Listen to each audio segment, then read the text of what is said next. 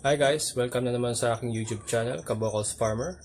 So yung last video ko po, ang sabi ko ay iwawalay natin sila and then bibigyan natin sila ng sarili nilang free range doon. Bali hahatiin natin yung existing na free range area.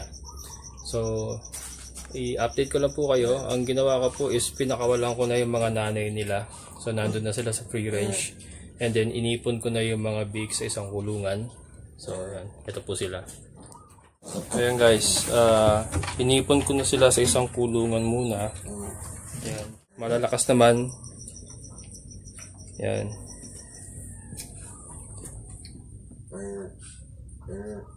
Ayan sila. Ayan yung mga nanay kasi nila. Ayan, ito na. Empty na yan. Empty. Pinakawalan ko na yung mga nanay nila. Ayan, binalik ko na dito sa free range area. Ayan sila.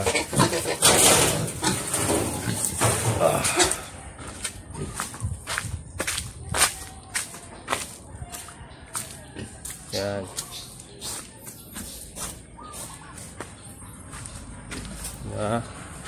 Ito si Osang. Ayan, si Osang.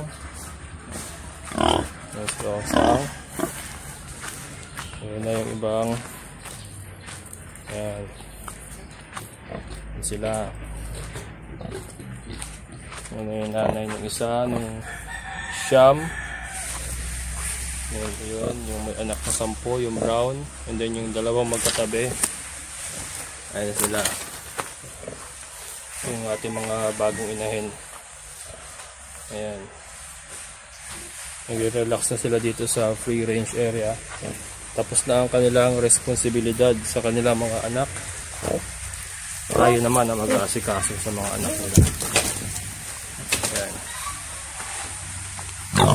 So, dito tayo gagawa. Ayan, dito tayo gagawa ng free range. Ayan, ito. Hahatiin natin yan. Dito. Ito poste. Kasi ito gamitin natin itong poste, itong puno. Poste. Bali, magpo-poste pa tayo ng dalawa dito. Saka dito. And then yero. Yeyerohan lang natin. Nakabili na ako ng yero kanina sa junk shop. Ayan.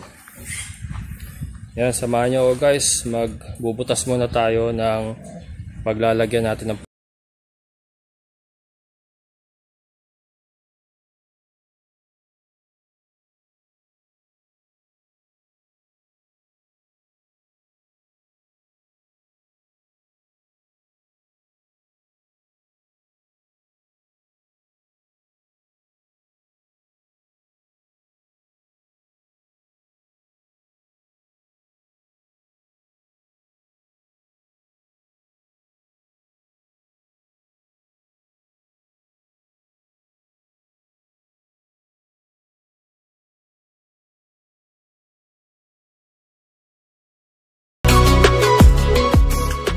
So ayan guys, ayan, nakapagbutas na tayo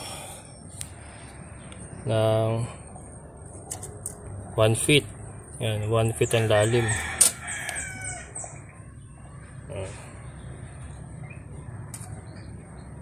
Okay na yan. Nakaisa na tayo. Ayan, dito naman tayo.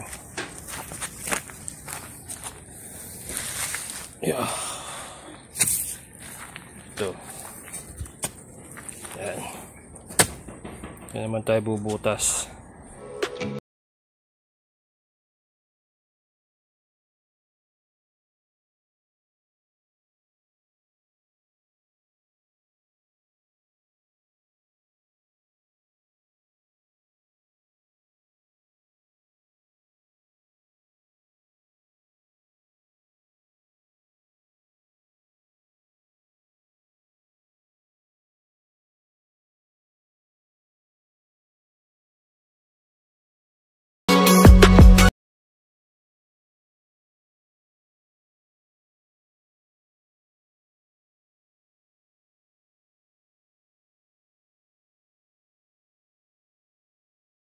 Ayan.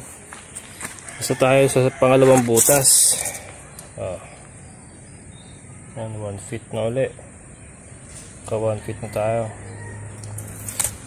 Ayan, tusok na tayo ng poste para matry na natin kung ubra na yung ganyang poste. Ayan, dalawa. Tapos yan, puno. Yun, may isa pa dun.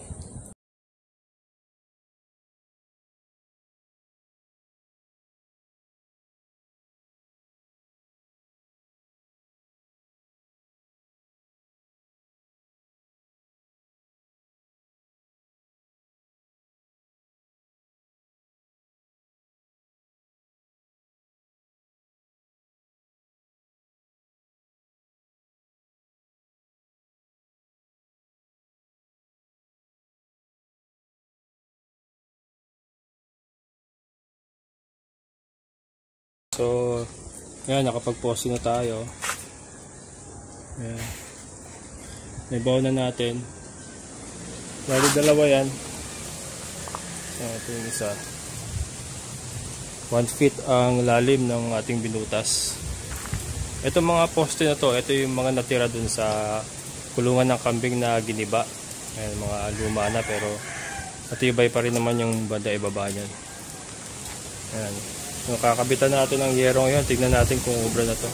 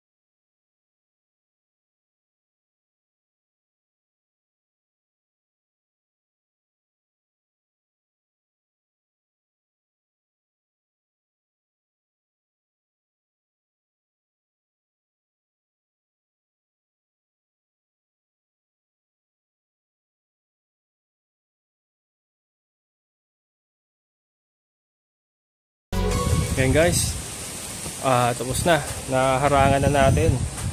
Ayan, ayan, naharang na siya. So dun sila, ayan, dyan sila sa area na yan. Tapos andito yung mga inahin. Ayan, hati sila. So naging division nila, ayan, yung yero na yan. Ayan, yan ang naging division nila. Pangsamantagal na naman guys. Yeah, okay lang yan kasi ang goal lang naman natin dito is maihiwalay natin yung mga biik para makakain sila ng mabuti. Bobombahin natin ang feeds para lumaki kaagad.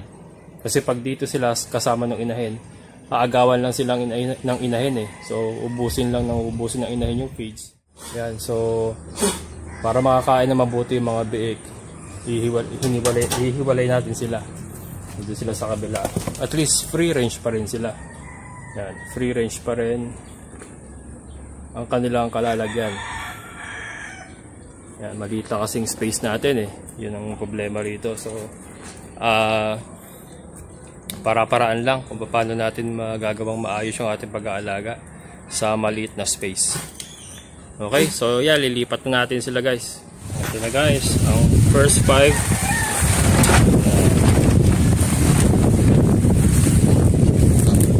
Oh, yung isa. 1, 2, 3, 4, 5. O, yan. 5. May bago pa sila sa kanilang bagong lugar. Ito natin iba. Okay. Pang 10 ito.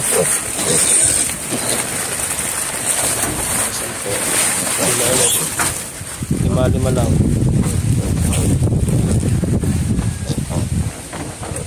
Sila. Pipig na sila. Yeah.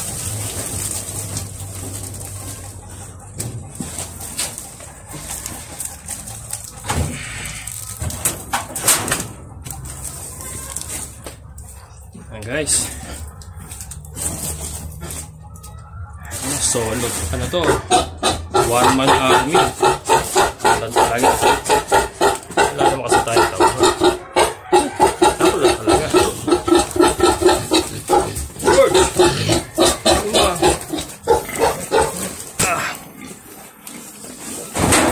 Cut ko. Hirap. Wala ring ano. Cameraman. Camera woman. Wala rin ako din. Ay, grabe. Ayan.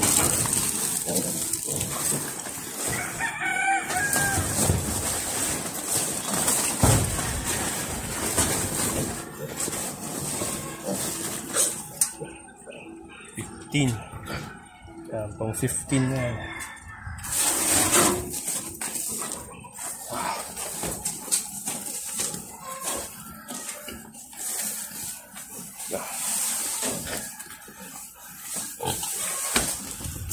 Hirap talaga ng ano guys, walang patulong. Okay lang yan. Parang kaya naman natin yan.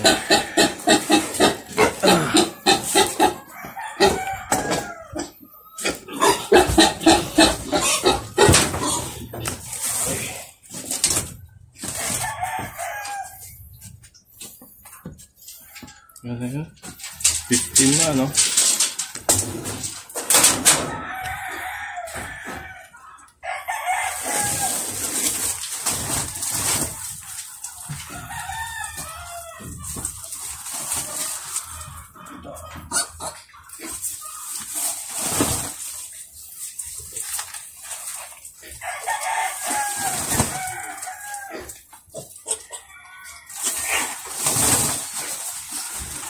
Okay.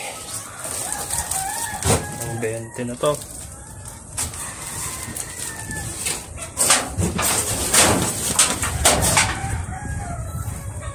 Ang 20.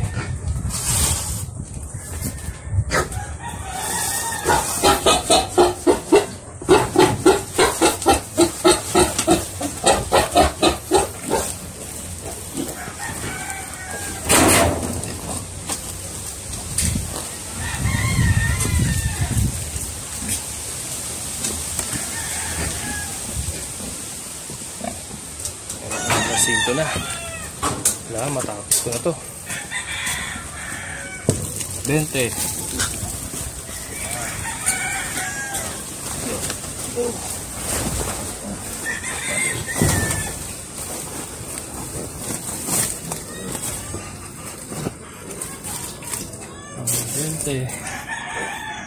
Yan.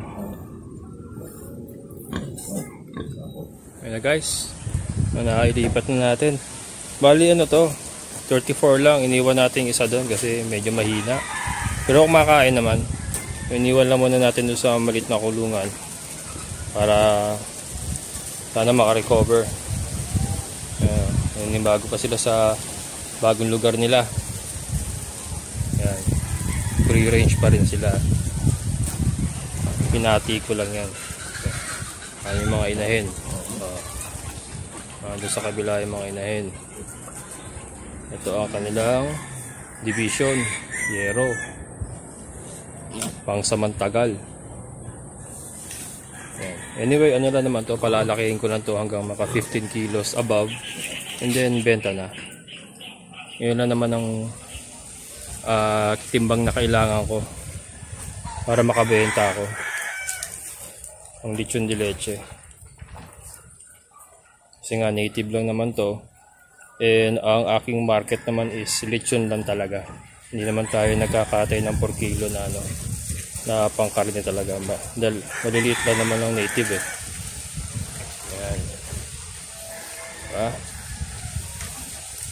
Maganda na rin ang katawan niya kahit paano. Iba talaga ang nagagawa ng commercial feeds. Kaya nag-decide ako na mag full commercial feeds muna kasi nga kailangan na natin silang palakihin. Dami ng mo-order. May nag-inquire na naman kanina ng lechon para sa May 28. So yun, medyo okay yun kasi May 28 sigurado yun, meron na tayo makakuha rito 15 kilos lechon de leche. Ayan, ayos.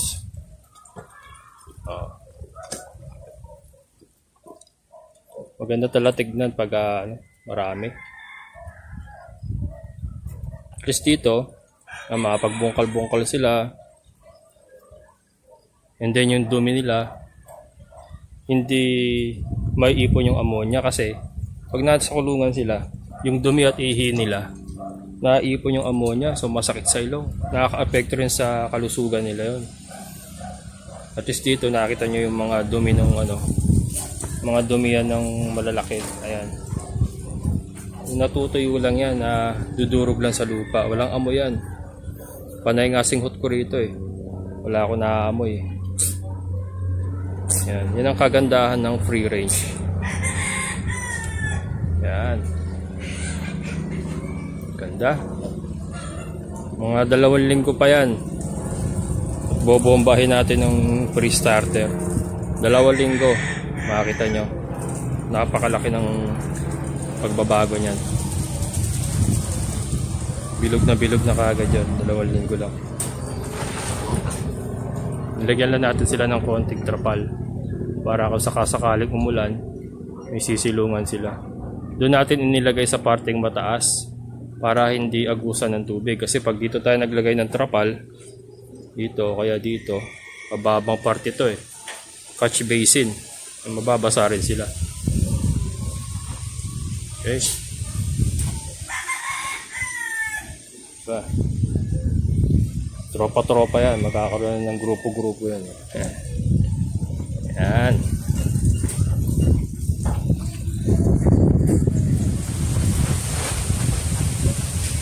Pig na sila. Tignan no. Yan. Ayos. Nga pala, shoutout po sa bagong subscriber ko, si Relan Blancia. Thank you po sa pag-subscribe. Sana sundan nyo yung ating mga videos and ma-enjoy nyo po. Thank you po, ingat kayo dyan. Ayan.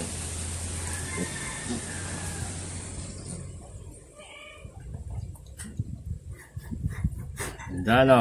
Ganda talaga tignan pagka madami. So ayan guys, ilipat na rin natin yung ating mga biik. Nasa free range na sila ngayon. So maganda-ganda na ang kanilang galaan.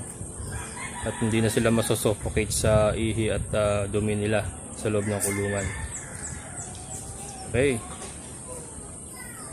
So hanggang dito na lang siguro guys. Muli, ito ang inyong Kabokals Farmer na nagsasabing sabay-sabay tayong mangarap, magsikap, at higit sa lahat ay kumilos at siguradong uunlad ang ating amazing na buhay. Bye bye!